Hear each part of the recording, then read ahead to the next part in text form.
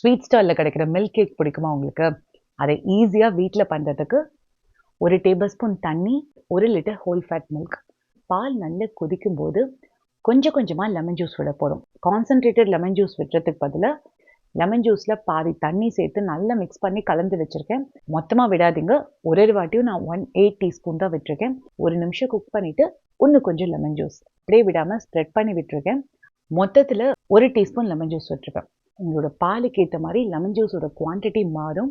எப்போ பால் திரிஞ்சு இந்த மாதிரி வருதோ அப்போ லெமன் ஜூஸ் ஆட் பண்ணுறதை ஸ்டாப் பண்ணிவிடுங்க. 1/4 கப் சர்க்கரை போட்டு 1 டேபிள் ஸ்பூன் நெய் விட்டு நல்லா மிக்ஸ் பண்ணிவிட்டு இந்த மாதிரி கெட்டியான உடனே 1/4 கப் சர்க்கரை, 1 டேபிள் ஸ்பூன் நெய், பேன்லேருந்து ஒட்டாமல் வந்தோடனே 1 டேபிள் ஸ்பூன் வெல்லம் போட்டு நல்லா மிக்ஸ் பண்ணி விட்டுக்கோங்க. இந்த கன்சிஸ்டன்சி வந்தோடனே நெய் தடவி வச்சுருக்க பார்ச்மெண்ட் பேப்பரில் இதை ஆட் பண்ணிவிட்டு மேலால் நெய் தடவி ஸ்ப்ரெட் பண்ணிவிட்டு மேலே பார்ச்மெண்ட் பேப்பர் வச்சு டவலில் நல்லா ரேப் பண்ணிவிட்டு இன்னொரு டவலில் சுற்றி வச்சுருங்க.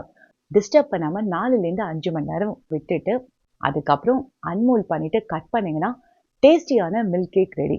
ட்ரை பண்ணி பாருங்கள்.